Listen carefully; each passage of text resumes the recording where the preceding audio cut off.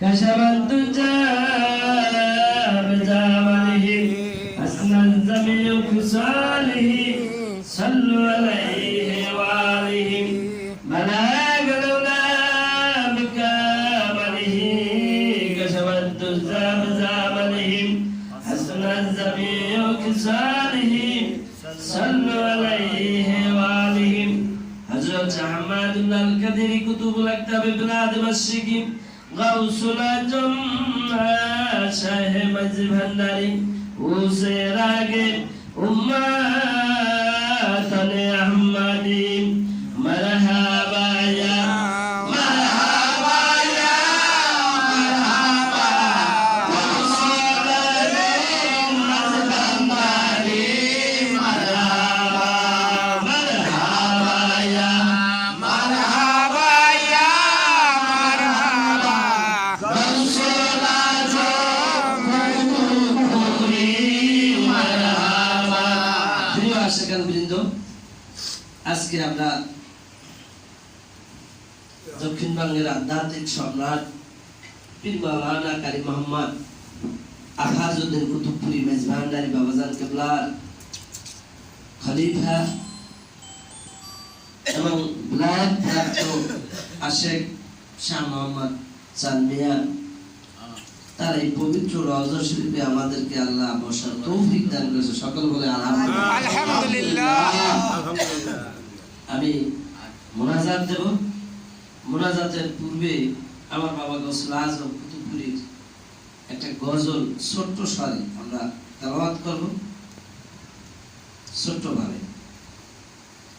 ও মন সুজনা সদাই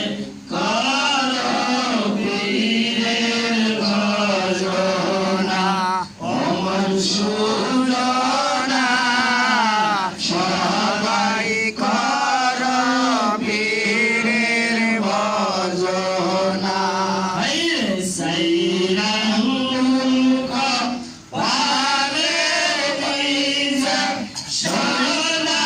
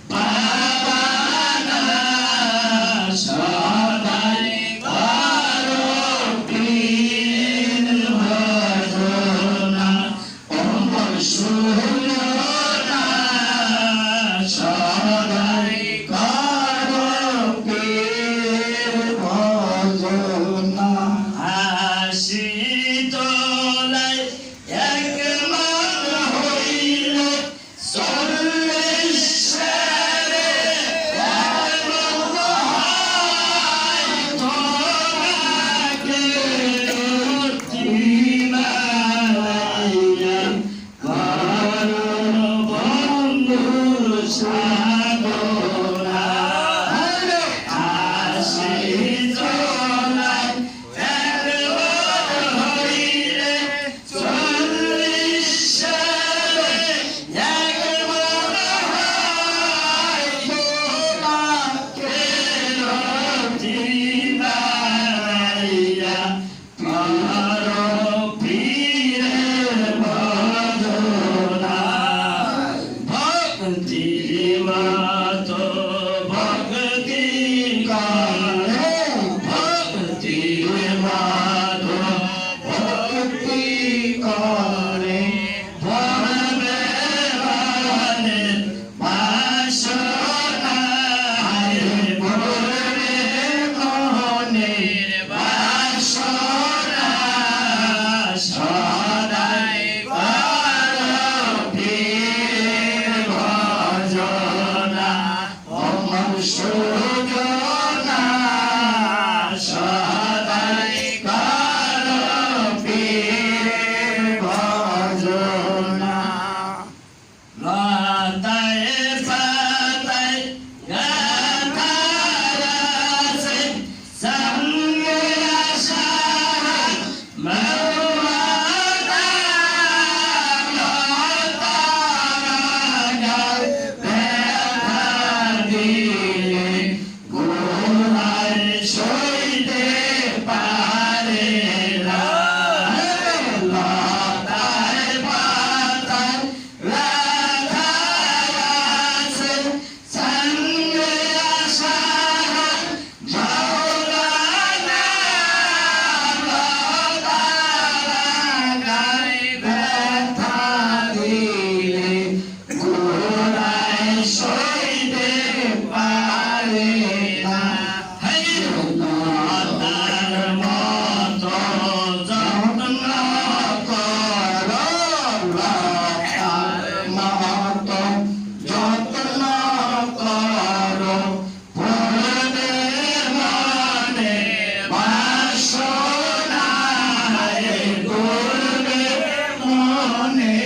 বাসনা সদাই করো পীর ভজনা অমর সুজনা সদাই করো পীর ভজনা।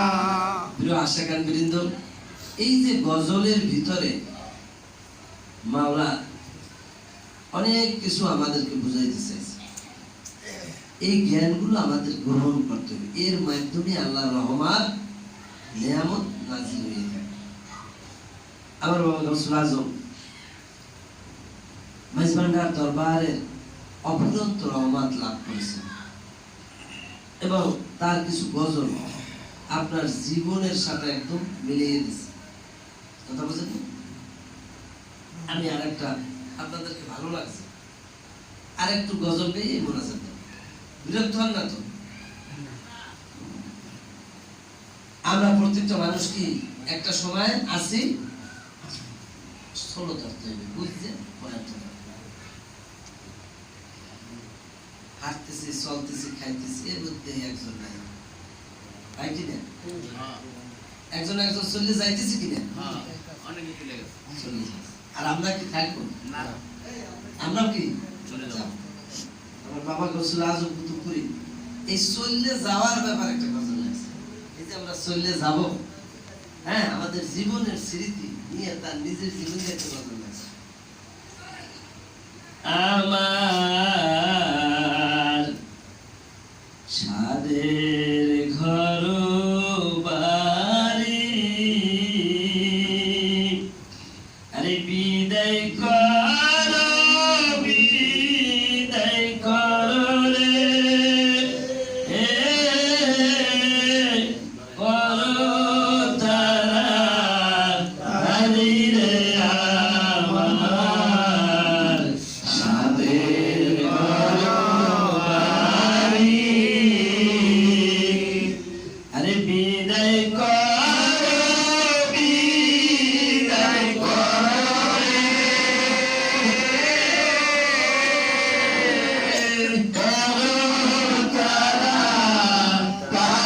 রে আমার সাদের ঘরবাড়ি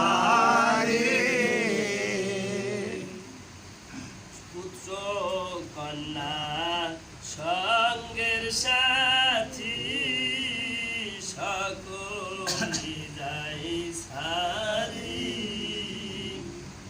পুত্র কন্যা সঙ্গের সাথী সকলে যায় সারি সঙ্গে লইলাম কর্ম ফল রে দয়াল রে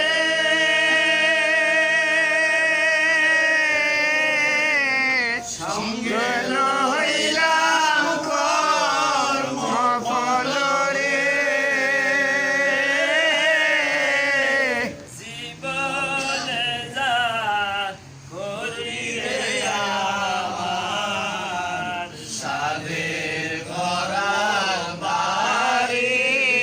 বিদায় কর বিদায় করো রে করো তাড়াতাড়ি রে আমার সাদের ঘরবাড়ি গণমর খুশি রে হইল নিজের মাথায় বাড়ি গণমর খুশি রে হইল নিজের মাথায় বাড়ি আসল বান্ধব ছিল যারা রে দয়াল রে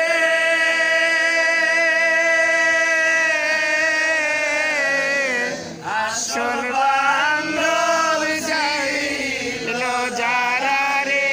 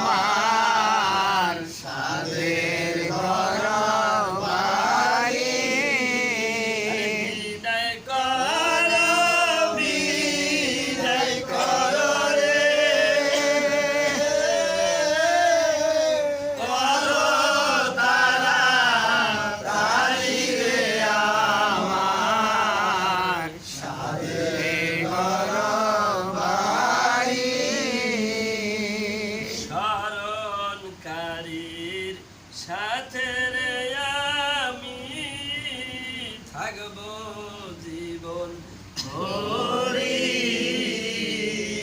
শরণকারীর সাথে আমি থাকবো জীবন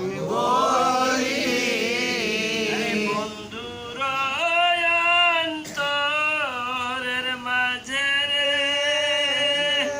দয়াল রে বন্ধুর অন্তরের মাঝে রে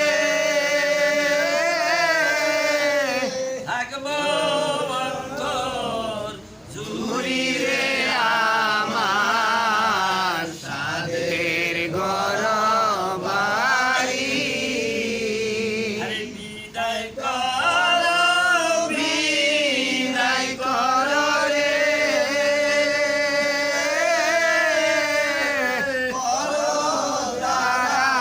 তাড়াতাড়ি রে আমার সাদের ঘর বাড়ি। এই যে কথাগুলো এই কথাগুলো আমাদের এই কথা দিয়ে আমাদের বুঝাইতে চাইছে যে স্মরণকারীর সাথে আমি থাকবো জীবন ভরে, বন্ধুরও অন্তরের মাঝে থাকবো অন্তর। যাই হোক, আমরা পৃথিবীর মায়া মহব্বত এগুলো স্বাভাবিকভাবে মানুষকে সবসময় আষ্টে পৃষ্ঠে জড়াই রাখে। তা জ্ঞানী মানুষ তারাই যারা নিজের জন্য, কারণ এই দুনিয়ার কোনো কিছু বাহাদুরি এটা আপনার সাথে যাবে না। আপনার সাথে কি যাবে? আপনার সাথে যাবে নবীর প্রেম মহব্বত। আমল এই শব্দটা ঠিক আছে, তারপরেও একজন মাওলানা হোক, মৌলবী হোক, যত বড় মহাদ্দেশ হোক, জ্ঞানী হোক, গুণী হোক, কিংবা অজ্ঞ হোক, মূর্খ হোক, নবীর সাথে প্রেম করতে কোনো কাজে লাগে না। নবীর সাথে প্রেম করতে লাগবে কি? প্রেম। মানে জ্ঞান গুণ কোনো কাজে আসবে না। একজন কামেল মুর্শিদের ভালোবাসার মাধ্যমে এটা অর্জন করা হবে। আর মৃত্যুর বাদে আপনার এই জিনিসটাই হলো একমাত্র পথ। এই পথ পাড়ি দেওয়ার জন্য আপনার নবী হইল একমাত্র সালা। এখন হয়তো বিভিন্ন ধর্মে বিভিন্নভাবে বিভিন্ন জনে এক যে কথাই বলুক না কেন মূল জায়গা ওই একটাই। এই জন্য মাঝভান্ডার দরবার তরিকায় মাঝভান্ডারিয়ে জাতি বের কথা এটা নাই যে রসুলকে ভালোবাসবে সেই ভক্তি করা। এই রমেশ শীলকে যখন ইন্তেকাল করছেন মাঝভান্ডারের ধরে টানাটানি করে যে আমরা কবর দিই, আর হিন্দুরা টানাটানি করে আমরা পুরাই দিই। কঠিন কথা না? কারণ বাবা ভান্ডারী এমনই ক্ষমতার অধিকারী, ফায়েজের বরকতে হাত দিয়া মুসলমান হওয়া লাগে না। সে তার জাতে বসেই বাবা ভান্ডারী করছে। এখন আমাকে দরবারে আছে একজন রিপন করে নাম, রিপন সাহা, আমার সাথে খুব মহব্বত। মাইজভান্ডার দরবার ভালোবাসে, আমার ভালোবাসে, তাদের বাড়িতে গেছে। তার জায়গায় বসি সে কিন্তু নবীর গুণগান এখানে জাতিভেদ কথা নাই। একটা জিনিস লাগবে, সেটা হলো প্রেম মহব্বত। এইটা যদি আপনার থাকে, এইটাই হলো আপনার মূল জায়গা, মূল চালান। আমরা দরবারে আসার মূল উদ্দেশ্যটাই হলো, আপনি দেখেন কিছুদিন আগে নুরা পাগলা সারা বিশ্বের মানুষের চেয়েছে না, এটা মরেও সারতে পারে না, কবরগুলো উঠাইছে, এরপরে আগুন দিয়েছে। কথাটা বলছে এখন আপনি দেখেন 14 দিন পর উঠাইছে তাকে যে অবস্থায় আছে সেই অবস্থায় করছে। সারা বিশ্বের মানুষ তার চেয়েছে, সে তার ছেলের ওসিয়ত করে গেছে। কি করে গেছে যে তুমি শুনে রাখো, আমার তো এখন মানুষের চেনে নাই, আমি যখন মৃত্যুবরণ করবো সারা বিশ্বের মানুষ আমার চেনে। সুবহানাল্লাহ। কত বড় ইমানই শক্তি, কত বড় মজবুত শক্তি ছিল যে তার মহব্বত।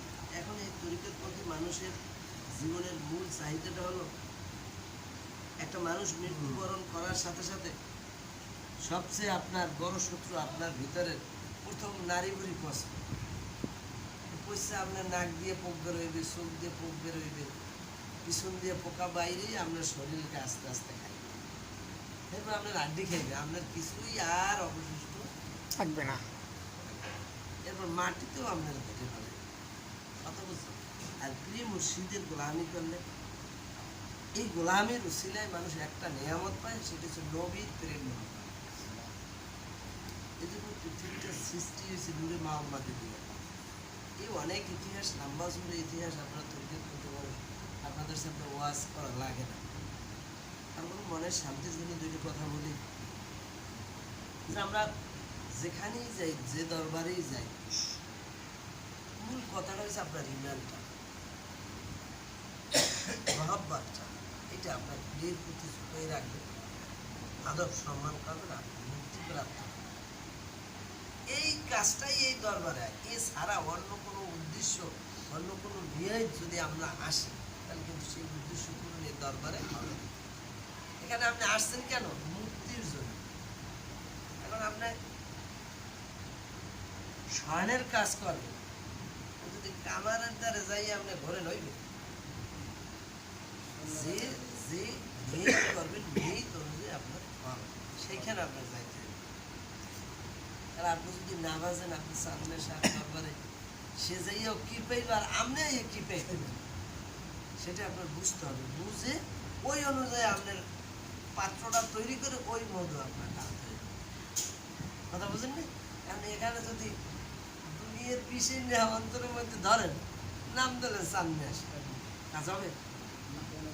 এই সামনে আসার মধ্যে যে মাওলা কুতুবপুরীর মাধ্যমে তিনি যে ইলমে বেলায়েতের নবী মুহাম্মদ মুস্তাফা আহমদ মুস্তাফা সাল্লাল্লাহু আলাইহি সাল্লামের মধু সে সংগ্রহ করছে, এই মধুটা আপনার ভান্ডে ধরাইতে হইলে হিংসা নিন্দা অহংকারী দাও সবে সারিয়া, হিংসা নিন্দা অহংকারী দাও সবে ছাড়িয়া, হায়রে খুদি সালে খোদা মিলে খুদি সারলে, খোদা মিলে হবি রে ভাই আউলিয়া, আল্লাহ আল্লাহ গলরে আল্লাহতে যাও মিশিয়া, জাহেরে বা তোনে আল্লাহ জাহেরে বাতেনে আল্লাহ দেখো চক্ষু খুলিয়া, আল্লাহ আল্লাহ বলরে মুমিন আল্লাহতে যাও মিশিয়া। আমরা এখন একটু মোনাজাত দেব। এই দরবারের মূল উদ্দেশ্য আকিদা, শাহ সালমিয়া কুতুবপুরী আর নির্দেশ মতো এই দরবারের উন্নতি আমরা সকলে রাখি, যাতে এর কোনো আছে, এই দরবারের আদর্শ উদ্দেশ্য এইটা ভালো থাকে, এতে আমাদেরকে কেউ কোনো দ্বিমত আছে এই দরবার যাতে দিনের দিন উন্নতি করে, মাওলার কাছে আমরা দোয়া চাবো, পানা চাবো, আমাদের ভুল বেড়াতে অনেক কিছু হইতে পারে। আল্লাহ পাক বলেন হে আমার বান্দা তুমি শোনো শোনো, হাযকুরুনি আযকুরুকুম, তুমি যদি আমাকে স্মরণ করো তাহলে আমিও তোমাকে স্মরণ করব। আল্লাহ পাক বিনাশ বলেন, তুমি যত মুসিবতে পড়ো, তুমি যত অন্যায় করো, তুমি যত অপরাধ করো, তুমি আমি মাওলা থেকে তুমি নিরাশ হইও না। তোমার সমস্ত অপরাধের কথা এই গভীর রাত্রে তোমার মাওলাকে স্মরণ করে দুই চোখের পানি ফেলাইয়া দিয়া যখন তুমি এই মাওলার কাছে ক্ষমা চাবা, আল্লাহ তোমাকে ক্ষমা করে দিতে পারে। আর যদি না করে তাহলে তুমি কি করো, তোমার প্রিয় নবী মুহাম্মদ মুস্তাফা সাল্লাল্লাহু আলাইহি সাল্লাম কিংবা তার উলিয়ার মাধ্যমে তুমি আমার কাছে পানা চাও। তুমি এমন গুনাহ করছো, তুমি এমন অপরাধ করছো, মনে করো যে আমি অপরাধের এই গুনার মাপ চাইয়াও আল্লাহর দ্বারা মাপ পাবো না, তখন তুমি নিরাশ হইও না। আমি আল্লাহর রহমান অনেক, তুমি নিরাশ হইও না। তুমি কি করো, তুমি যখন নিজে না পারবা তখন তোমার মুর্শিদের মাধ্যমে তুমি আমার কাছে ফরিয়াদ জানাও। আমরা অন্যায় করতে পারি, আমরা ভুল করতে পারি, এই ভুল অন্যায় করতে করতে পাহাড় পরিমাণ তোমার গুনাহ হয়ে গেছে, তারপরও তুমি নিরাশ হইও না, তারপরও তুমি মাওলার দিক থেকে মুখ ফিরাইও না। তুমি এভাবে চাইতে চাইতে এমন একটা সময় আসবে তখন আমি আল্লাহ আর না শুনে পারবো না। বলতেছি কথায় কথা আসে, বলবো যে আপনাদের মনে হয় আগ্রহ আছে, একটু কথা বলি। পবিত্র কোরআনের ভিতর একটা হযরত মুসা আলাইহিস সালামের অনেক কাহিনী আপনারা শুনছেন না? কোরআনের ভিতরে বহু নবীর মধ্যে হযরত মুসা আলাইহিস সালামের কথা বেশি। একদিন মুসা আলাইহিস সালাম মধ্যপ্রাচ্যে সৌদি আরবে একটা কোহেতুর পর্বত আছে, পর্বতটার নাম কি? কোহেতুর পর্বত। যারা সৌদি যদি গেছে এই তুর পর্বতে বসিয়া তিনি আল্লাহর সাথে কথা বলতেন। কি করতে? কথা বলতে, সলজাম করতে। সে বলতে আল্লাহ শুনতে, আবার আল্লাহ বলতে সে শুনতে। একদিন মুসা নবী যাইতেছে কোথায়? আল্লাহর সাথে কথা বলতে। পথের মধ্যে এক মহিলা দাঁড়াইছে, হয় মুসা তুমি তো যাও আল্লাহর দ্বারে, আমার তো বিয়ের বয়স হয়ে গেছে 20 বছর 30 বছর, কিন্তু সন্তানাদি হয় না, আর আমার স্বামী তো একটু জ্বালায় সন্তানের জন্য, তুমি একটু যাই জানবা আল্লাহর দ্বারে আমার গর্বে কোনো সন্তান আছে কিনা। খেয়াল করে নেওয়া যাবে, এই কথার মধ্যে একটা হাকিকত আছে, বলছে জ্ঞান আছে। কোরআনের কথা শুনলে আল্লাহ আপনার যে কোনো একটা দরজা জ্ঞানের খুলে দিতে পারে, যে দ্বারা আপনি একটা সঠিক কথা বলতে পারেন। বুঝলেন না কথা? এমনি গল্প গুজব না, এটা কোরআনের কথা। আমি বাংলায় বলি, এই জন্য আপনারা গুরুত্ব কম দেন, এটা আরবির কথাই আপনার বাংলায় বলতেছে। তো যখন মুসা যাইতেছে, মহিলার কথা যাইয়া সমস্ত কথাবার্তা হয়ে গেছে, শেষে কয় না আল্লাহ আর একটা কথা আছে। কি কথা? কবে কিছু আমি আমার সময় এক মহিলা আমার ধরছে যে তার এই 20 বছর 25 বছর হয়ে গেছে, বিয়ে হয়েছে, কোনো সন্তান এই মেয়ের গর্ভে সন্তান আছে। না না মুসা, এর ঘরে কোনো সন্তান টন্তান নাই। মুসা আবার চল্লিশ মহিলা খারাপ, তার মনে তো যন্ত্রণা, সন্তান নেই। আল্লাহ কি কইছে এইটা কইতেছে, মুসা কইতেছে তোমার পেটে কোনো সন্তান নাই, সন্তানাদি নাই, এটা আল্লাহ জানাই দিছে। মহিলা খুশি হয়ে গেছে, কি করবে, আল্লাহ দেয় নাই, আল্লাহ যদি এতে খুশি দেয় আমিও খুশি খুশি। ভাই সংসার টংসার করে, স্বামীর বুঝাইলে দাও এটা তো আল্লাহ দেয় না, আমার দোষ দরকার, আমার কি দোষ?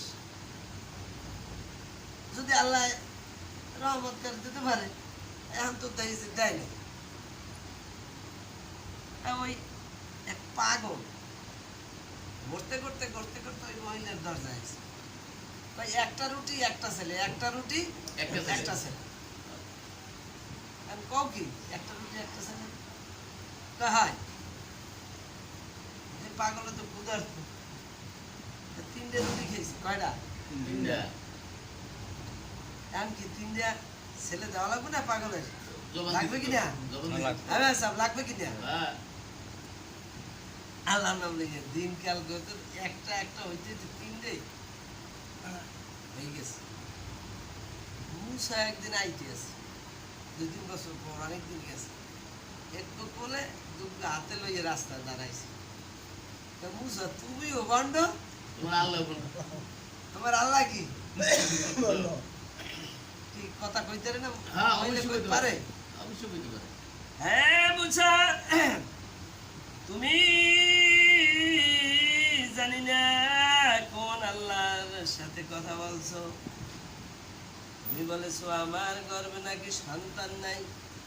আমি মাওলার দরবারে কান্নাকাটি করতে করতে ওই একটা পাগল এসে আমার দরজায় যখন ডাক দিছে, আর ওই পাগল বলছে একটা রুটির বিনিময়ে আমি একটা ছেলে দিয়ে থাকি। আমি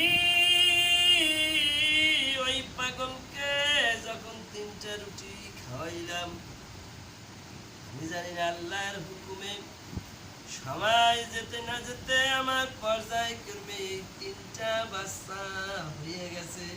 এখন তুমি বলো, তুমি মুসা নবী মনে হয় আল্লাহর কাছে জানতে পারো নাই। এখন কি মুসা নবী খায়? থাকে নবী আর আছে? মুসা নবীর আগে মাগে মানে কোরআনের মধ্যে আছে, যত নবী আছে এর মধ্যে রাগের নবী হয়েছে কেটা? মুসা। সুরটুল খারাই গেছে, মানে মুসা নবীর বর্ণনা দিতে দিয়েছে এইরকম কোরআনে। তার এত রাগ ছিল, রাগ হইলে তার সুরগুলো দাঁড়াই যায়। যখন মুসা নবী আস্তে আস্তে দ্রুত নিজের গোসা নিয়া ওই কোহেতুর পর্বতে উঠল, আর আল্লাহ বুঝতে পারলো যে আমার মুসা নবী আজকে নিজের মধ্যে নিজে নাই। আজকে কি হয়ে গেছে? রাগে গোসায় অগ্নিশর্মা হয়ে গেছে। তখন তিনি প্রথমেই বললেন, মুসা তুমি আমার কথা আগে শুনো, তোমার যত প্রশ্ন আছে সব প্রশ্নের উত্তর দেব, তুমি শুধু আমার একটা কথা শোনো। এই কথাটা শোনার পরে তোমার যত প্রশ্ন আছে সব প্রশ্নের আমি সমাধান দেব। আল্লাহ আগে বাকি মানুষের যে কথার আগেই আগ মেরে দেয়, রাগ যে হইবে এর আগে কি বললো, হে মুসা আমি আল্লাহ এই পৃথিবী সৃষ্টি করেছি, আমি 18,000 মাখলুকাতের মধ্যে সৃষ্টির শ্রেষ্ঠত্ব মানুষকে দান করেছি। আমার মন চায় আমি একটু মানুষের মাংস খাবো। কি খাবো? আমি একটু মানুষের মাংস খাবো। এই ছুরিটা নাও আর এই পেয়ালাটা নাও, তুমি আমার এই 1 পেয়ালা মাংস আন্না আমার পরাণটাকে পরাণটাকে তুমি তৃষ্ণার্ত থেকে মুক্ত করো। আমার মধ্যে যে ক্ষুধা, আমার মধ্যে যে ক্ষুধা সৃষ্টি হয়েছে, এই ক্ষুধা কেবলমাত্র তুমি এই মানুষের মাংস দিয়েই পূরণ করতে সবার জন্য আছে। এই ঘটনাটা কই মনে আছে না, বিরক্তি লাগে।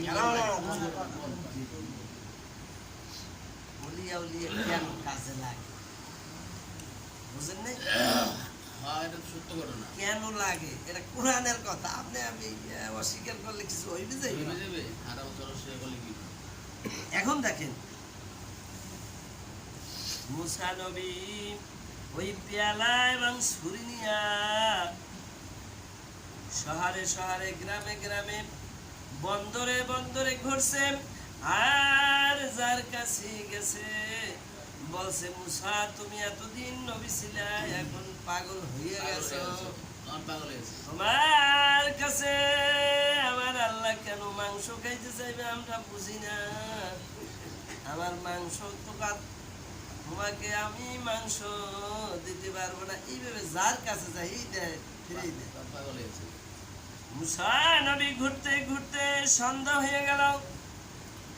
সন্ধ্যার সময় নিরাশ হইয়া ওই কোহেতুর পর্বতের দিকে রওনা দিছে। আর পথে মধ্যে দেখে ওই পাগল একটা পাহাড়ের থেকে লাফ দিয়া পড়ে, আর মনে মনে কয়, ডাক দিয়া কয়, চিৎকার করে কয়, মাওলা আমি যদি তোমাকে পাইতাম, আমি তোমার পাও ধুইয়া দিতাম, আমি যদি তোমাকে পাইতাম তোমার বুকে বুকে চুমা দিতাম। হে আল্লাহ, আমি যদি তোমার সান্নিধ্য লাভ করতে পারতাম, আমি তোমার চুল আশ্রয় দিতাম, আমি যদি তোমাকে পাইতাম আমার কলিজা না কেটে তোমাকে আমি খাওয়াইয়ে দিতাম। এই কথাগুলো আবার মুসা নবী বলতে আছে। হ্যাঁ পাগল, তা তুমি আল্লাহর একটা কলিজা খাইতে খাওয়াইতে চাও, তাই দাও, আল্লাহ মাংস খাইছে তাই দাও। বলে, হে মুসা, তুমি তোমার পেয়ালা দাও আর ছুরি দাও, আমার আল্লাহ যদি মাংস খাইতে চায় তুমি বলো কোন জায়গার মাংস খাইতে চাইছে। না হ্যাঁ তো আমি জিজ্ঞাসা করি নাই।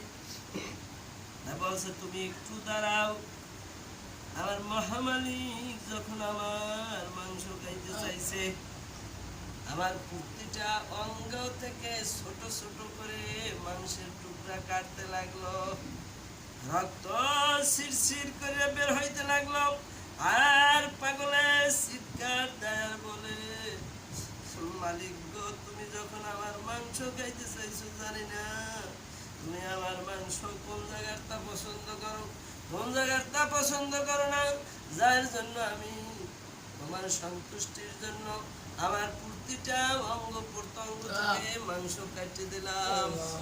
হ্যাঁ মুসা, তুমি গিয়ে আমার আল্লাহকে বলো তোমার পাগল শিরশির করে রক্ত বের হয়েছে, এতে করে আমি ব্যথা পাই নাই। আমার মহামালিক যদি আমার প্রতি খুশি হয়, আমার প্রতি দয়া করে, আমার প্রতি সন্তুষ্ট থাকে, আমাকে রহমত করে, এর চেয়ে বেশি কিছু পাওয়ার আমার নাই। এইটা একটু বললো, তুমি যখন মাংস গলা দেবা তুমি আমার ব্যাপারে এই কথাটা বললো। মুসা নবী অত্যন্ত খুশি হইয়া ওই মাংস আর ছুরি নিয়া আল্লাহর কাছে গেছে। ওহে তুর পর্বতে ওঠার সাথে সাথে আল্লাহ পাক বেলাস বলেন, হে মুসা, আমি মাংস খেতে চেয়েছি আর মানুষের মাংস খেতে চেয়েছি। তুমি আমার নবী, তুমিও তো মানুষ, তুমিও তো আমার এই মাংস দিতে পারতা। তুমি বনে ঘুরেছো, জঙ্গলে ঘুরেছো, শহরে ঘুরেছো, গ্রামে ঘুরেছো, কোন মানুষ তোমাকে মাংস দেয় নাই।